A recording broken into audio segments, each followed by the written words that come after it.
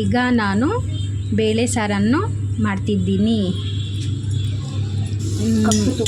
ಈಗ ಅದಕ್ಕೆ ಬೇಕಾದ ಪದಾರ್ಥಗಳು: 1 ಕಪ್ ತೊಗರಿಬೇಳೆ, 2 ಸ್ಪೂನ್ ಸಾಂಬಾರು ಪುಡಿ, ಅರ್ಧ ಸ್ಪೂನ್ ಚಿಲ್ಲಿ ಪೌಡರ್, ಅರ್ಧ ಸ್ಪೂನ್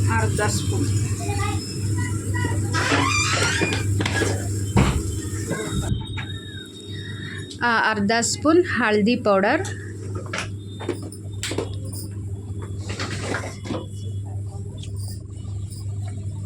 ಈಗ 2 ಟೊಮೆಟೊವನ್ನು ತೆಗೆದುಕೊಂಡು ಕಟ್ ಮಾಡ್ತಾ ಇದ್ದೀನಿ.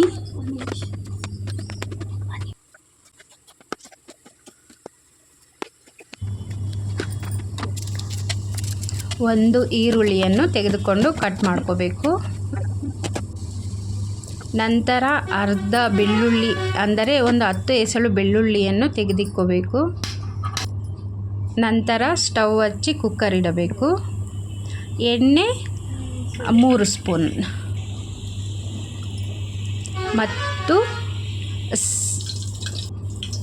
ಮತ್ತು ಸಾಸಿವೆ ಹಾಕಬೇಕು. ಸಾಸಿವೆ ಆದಮೇಲೆ ಸಾಸಿವೆ ಹಾಕಬೇಕು. ಸಾಸಿವೆ ಚಿಟಪಟ ಅಂದ ಮೇಲೆ ಜೀರಿಗೆ ಸ್ವಲ್ಪ ಹಾಕಬೇಕು. ಕರಿಬೇವಿನ ಸೊಪ್ಪು ಹಾಕಬೇಕು. ಅದು ಸ್ವಲ್ಪ ಚಿಟಪಟ ಅನ್ನಬೇಕು. ಬೆಳ್ಳುಳ್ಳಿ ಹೆಸಳನ್ನ ಸಣ್ಣ ಕಟ್ ಮಾಡಿರೋ ಪೀಸಸ್ ಹಾಕಬೇಕು. ನಂತರ ಕೈ ಆಡಿಸಬೇಕು 2 ನಿಮಿಷ. ನಂತರ ಈರುಳ್ಳಿಯನ್ನು ಹಾಕಬೇಕು. ನಂತರ ಟೊಮೆಟೊವನ್ನು ಹಾಕಬೇಕು.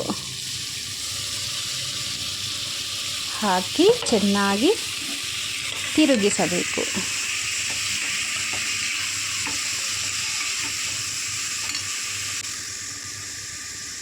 ನಂತರ ಸ್ವಲ್ಪ ಉಪ್ಪನ್ನು ಹಾಕಬೇಕು. ಸ್ವಲ್ಪ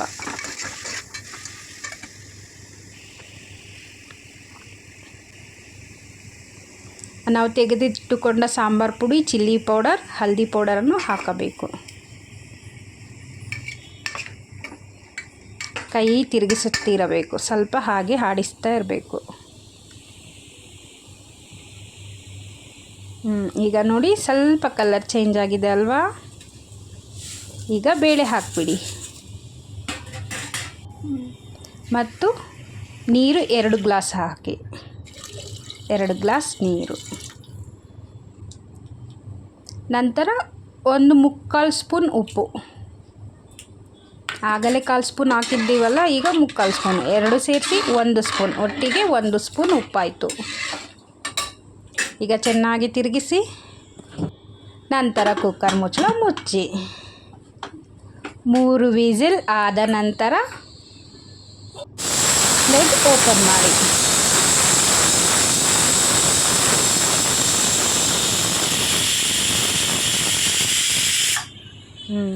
ವಿಸಿಲ್ ಬರ್ತಾ ಇದೆ ಅಲ್ಲ? ಈಗ ತೊಳೆದಿಟ್ಟಿರುವ ಕೊತ್ತಂಬರಿಯನ್ನು ಕಟ್ ಮಾಡ್ಕೋಬೇಕು.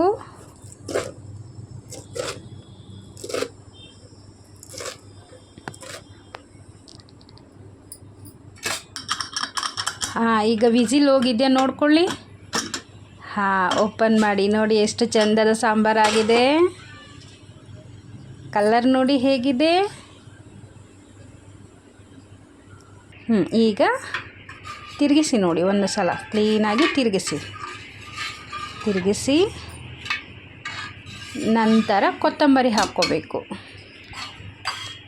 ಈಗ ಹಾಕ್ಬಿಡಿ. ಕೊತ್ತಂಬರಿ ಹಾಕ್ಕೊಂಡ್ಬಿಡ್ತಾ ಇದ್ದೀನಿ ನಾನು, ನೋಡ್ಕೊಳ್ಳಿ.